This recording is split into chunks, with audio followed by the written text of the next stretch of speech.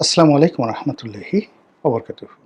সম্মানিত দর্শক, অন্তর্বর্তীকালীন সরকারের প্রধান উপদেষ্টা ডক্টর মোহাম্মদ ইউনূস সম্ভবত সেফ এক্সিট পেতে যাচ্ছেন না।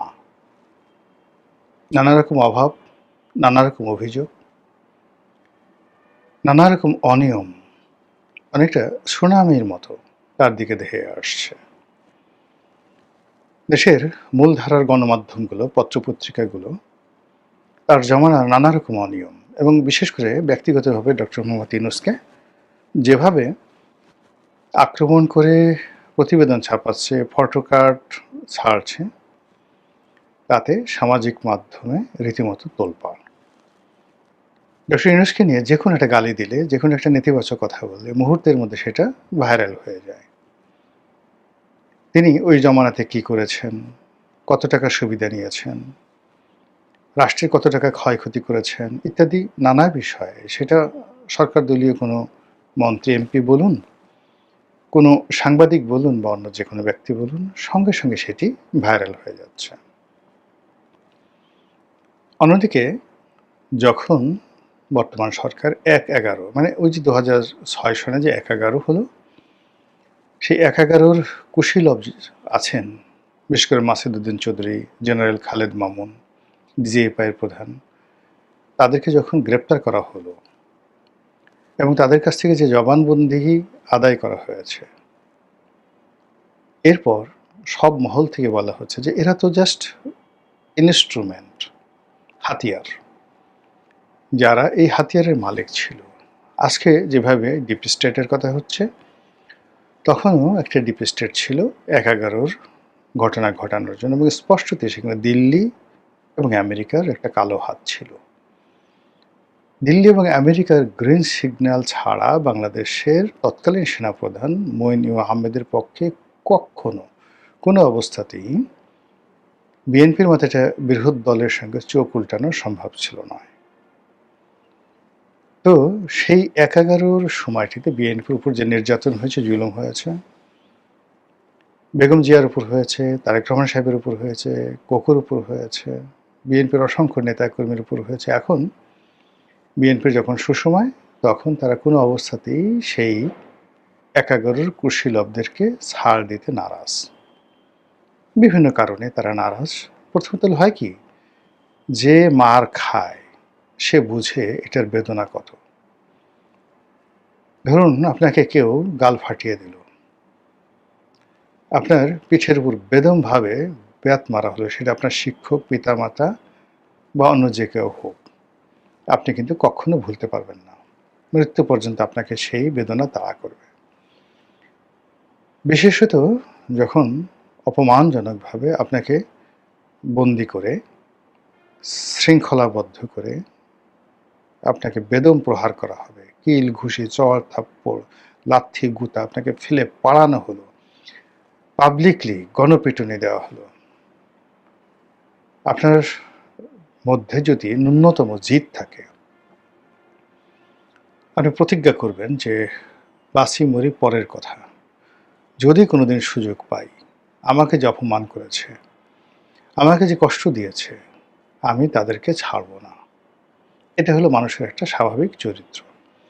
আর আমরা এর বাইরে ক্ষমা মহত্বের লক্ষণ, ক্ষমা ঔদার্য, এভাবে ক্ষমা করে দাও, ওভাবে ক্ষমা করে দাও, এটার পেছনে গল্প থাকে, অনেক কাহিনী থাকে, অনেক মিথ্যাচার থাকে এবং ক্ষেত্র বিশেষে যাকে বলা হয় যৌনতা থাকে, রাজভাণ্ডার থাকে, সিংহাসন থাকে। যেমন ধরুন, কোনো রাজা আপনাকে বেদমভাবে মারলো, রাজ দরবারে চাপকে আপনার পিঠের চামড়া তুলে দিল, আপনি সেনাপতি বের হয়ে গেলেন, অভিযোগ ছিল আপনি রাজার মেয়ের সঙ্গে প্রেম করেন। আপনি জঙ্গলে চলে গেলেন সঙ্গী সাথী নিয়ে, শক্তি সামর্থ্য অর্জন করে, গেরিলা যুদ্ধ করে সে রাজ্য দখল করে ফেললেন। কিন্তু রাজ্য দখল করার পরে আপনার প্রেমিকা, সেই প্রেমিকা আপনার কাছে ছুটে এলো, ওগো দোহাই তোমার, তুমি আমার বাবাকে মেরো না, আজ আমি তোমার। আপনি বিয়ে করলেন, সিংহাসনে বসলেন, শ্বশুর মহাশয়কে ক্ষমা করে দিলেন। এর সঙ্গে যৌনতা থাকে, আরও অনেক কিছু থাকে, কিন্তু কোনো রকম কনসিডারেশন নাই, বিনিময় নেই, আর সঙ্গে সঙ্গে আপনি সেটা ক্ষমা করে দেবেন, এটা হয় না। তো তারেক রহমান সাহেব যাদের দ্বারা ক্ষতিগ্রস্ত হয়েছেন তাদের দ্বারা তার কোনো কনসিডারেশন হয়নি, তাদের দ্বারা ক্ষতিপূরণ পাননি, তাদের দ্বারা কোনো অবস্থাতেই তার ভোগ বিলাস বা অন্য কোনো জায়গাতে তার খুননিবৃত্তি হয়নি। তো কাজেই তাদেরকে তিনি ক্ষমা করবেন না।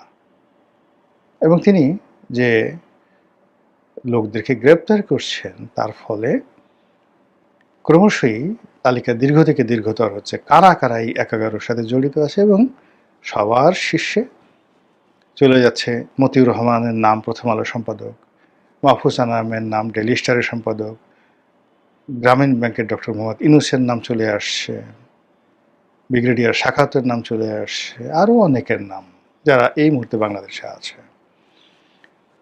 ফলে কি হলো, আতঙ্ক বাড়ছে, ডে বাই ডে আতঙ্ক বাড়ছে। এবং ইতিমধ্যে আপনারা দেখেছেন যে কে বা কারা ডক্টর মোহাম্মদ ইউনূস এবং তার সঙ্গী সাথী যারা আছে তারা যেন দেশ ছেড়ে পালাতে না পারেন, এই জন্য একটি আইনি নোটিশ দেওয়া হয়েছে। এই নোটিশে সরকার হয়তো উত্তর দেবেন না বা কিছুই মনে করবে না, কিন্তু এটা এমনভাবে প্রচারিত হচ্ছে যেন জনগণ চাচ্ছে যে ডক্টর মোহাম্মদ ইউনূস এবং তার উপদেষ্টা মণ্ডলী তারা যেন দেশের বাইরে যেতে না পারেন। কিন্তু ইতিমধ্যে আমরা জানি যে বেশ কয়েকজন উপদেষ্টা দেশ ত্যাগ করেছেন, অনেকে গা ঢাকা দিয়েছেন, ঢাকা শহরে এমনভাবে আছেন যে তারা কি জীবিত না মৃত, তারা কি পলাতক, তারা কি গুপ্ত না সুপ্ত, কি অবস্থায় আছেন আমরা জানি না। আর কয়েকজন ওভার স্মার্ট হয়ে দেখানোর চেষ্টা করছেন আমরা শেখ হাসিনার জন্য এটা করেছি, আন্দোলনকারীদের জন্য এটা করেছি, জুলাই বিপ্লবের জন্য এটা করেছি, সরকার ক্ষমতায় থাকতে আমরা সারা বাংলাদেশ সোনায় সোহাগা করে দিয়েছি, সোনার কাঠি রূপোর কাঠি দিয়ে জাদুর বাক্স বানিয়ে ফেলেছে বাংলাদেশে, কিন্তু কাজ হচ্ছে না। এর কারণ হলো তারা যা কিছুই করেছেন তাতে বিএনপির কোনো উপকার হয়নি। বিএনপির উপকার হয়েছে খলিলুর রহমান সাহেবকে দিয়ে, বিএনপি নিয়ে নিয়েছে। বিএনপির উপকার হয়েছে যাকে দ্বারা ডক্টর মোহাম্মদ ইউনূসের কাছাকাছি, তাদের সবাইকে বিএনপি রিহ্যাবিলিট করেছে। আর যে সমস্ত লোক চিৎকার করছেন, চেঁচামেচি করছেন, বিভিন্ন কথাবার্তা বলছেন, তাদের দ্বারা যদি বিএনপি অপমানিত হয়ে থাকেন, ক্ষতিগ্রস্ত হয়ে থাকেন, অথবা বিএনপির কোনো স্তরের নেতাকর্মীদের সাথে যখন তাদের সুসময় ছিল তখন যদি তাদের কোনো ভালো সংযোগ না থাকে, প্রত্যেকটা লোক ডলা খাবেন, একেবারে পাটা দিয়ে পুতা দিয়ে যেভাবে ডলা দেওয়া হয় ওই ডলা খাবেন। আমাদের দেশে যাওয়া হয়, ক্ষমতায় যাওয়ার সঙ্গে সঙ্গে মানুষ চোখ উল্টায় ফেলে। দীর্ঘদিন আপনার সাথে সম্পর্ক, আপনার বাসায় আসে, আপনার কাছে টাকা নেয়, পয়সা নেয়, আপনার দালালি করে, এরকম একজন লোক, রাস্তার মানুষ, হঠাৎ করে দেখা গেল মন্ত্রী হয়ে গেছেন, এমপি হয়ে গেছেন, তারপর ভাবটা এরকম আপনাকে যে চেনেন এরকম তাদের কোনো লক্ষণ না। তো উপদেষ্টাদের মধ্যে অনেকে একটা সময় বিএনপির পিছিয়ে পিছিয়ে ঘুরঘুর করতো, বিএনপির অফিসে একটা দাওয়াত পাওয়ার জন্য, বিএনপির একজন নেতার সঙ্গে একটু ভালো সম্পর্ক স্থাপন করার জন্য তাদের কত রকম চেষ্টা তদবির ছিল। আর যেই মুহূর্তে তারা ক্ষমতা পেল, মুহূর্তের মধ্যে আমি কার খালুরে, আমি কার মামুরে, আমি মানে এটা হয়ে গেছি, আমি ওটা হয়ে গেছি। অনেক বড় বড় মানুষ তাদের মানে উপদেষ্টা যারা হয়েছিলেন তাদের আত্মীয় স্বজন বন্ধু বান্ধব তাদের অফিসে গিয়ে তাদের দ্বারা অপমানিত হয়েছেন, লাঞ্ছিত হয়েছেন, এবং অনেকে কান্নাকাটি পর্যন্ত করে আসছেন যে মানুষ এত দ্রুত খারাপ হয় কি করে, এত দ্রুত এত উদ্যত হয় কি করে। মুহূর্তের মধ্যে তারা এত দুর্নীতিবাজ, অনেকের বিরুদ্ধে দুর্নীতির বিস্তর অভিযোগ আসছে। তো এই যে উপদেষ্টা, সেই উপদেষ্টাদের একটা বিরাট অংশ নিয়ে আমাদের এই সমাজে অসন্তোষ আছে সাধারণ মানুষের মধ্যে। অনেকে তাদের দ্বারা ক্ষতিগ্রস্ত হয়েছেন, ব্যক্তিগতভাবে তাদের দ্বারা কেউ উপকৃত হয়েছেন এরকম কোনো নজির নাই। তো যা হোক, এখন তাদের সুসময় চলে গেছে, কেউ তাদেরকে ডেকে জিজ্ঞাসা করছে না, তারা একা একা কোথাও ঘোরাফেরা করতে পারছে না, মুরগির বাজারে, মাছের বাজারে, সেলুনে, বিপণী বিতানে কোথাও তারা ঘোরাফেরা করছে না, কোনো মিডিয়া তাদেরকে ডাকছে না, কেউ তাদের নাম নিচ্ছে না, বরং চারিদিক থেকে এই উপদেশটাকে গ্রেপ্তার করো, ওই উপদেষ্টার বিরুদ্ধে দুর্নীতির অভিযোগ তদন্ত করো, ওই উপদেষ্টা কোনো কাজ করে না, ওই উপদেষ্টা যেন বিদেশে যেতে না পারে, এই ধরনের কথাবার্তা বলার পাশাপাশি এনসিপি নাহিদ ইসলাম তারা মানে এনসিপি নাহিদ ইসলামের যে দল, সেই দলের পক্ষ থেকে প্রায় সবাই যেটা বলার চেষ্টা করছেন যে ডক্টর মোহাম্মদ ইউনূস এবং তার উপদেষ্টারা একটা ইলেকশন ইঞ্জিনিয়ারিং করে বিএনপিকে তারা ক্ষমতায় বসিয়ে সেফ এক্সিট নেওয়ার চেষ্টা করেছে। অনেকে মন্ত্রী এমপি হিসেবে সেই বিএনপি সরকার ইনক্লুড হতে চেয়েছে, অনেকে রাষ্ট্রপতি হতে চেয়েছে। এটা হতে দেওয়া যাবে না। এবং তারা এই যে তাদের লোভ যদি বিএনপির প্রতি না হতো, তাহলে জুলাই সনদ পাশ হয়ে যেত, সরকার যেভাবে চেয়েছে সেভাবেই সব কিছু হতো। কিন্তু সরকার সেই জুলাই বিপ্লবীদের সাথে বেইমানি করেছে। এই কথা নাহিদ ইসলামের যারা লোকজন তারা আকার ইঙ্গিতে বোঝাতে চাচ্ছেন। তারা সেই উপদেষ্টা এবং ডক্টর মোহাম্মদ ইউনূস তাদের সবাইকে তারা রীতিমতো হুঁশিয়ারি উচ্চারণ করেছে যে আপনারা আমরা যে জনদাবিগুলো করছি জুলাই সনদ নিয়ে বা অন্যান্য বিষয় নিয়ে, আমাদের সঙ্গে আপনাদের রাস্তায় নামতে হবে। এবং যদি রাস্তায় না নামেন তারা, তাহলে এনসিপি জামাতের সাথে তাদের যে বিরূপ সম্পর্ক সেটা চলতে থাকবে, আর সরকারের সাথে তাদের যে সম্পর্ক এটা সরকার স্বীকার করবে না।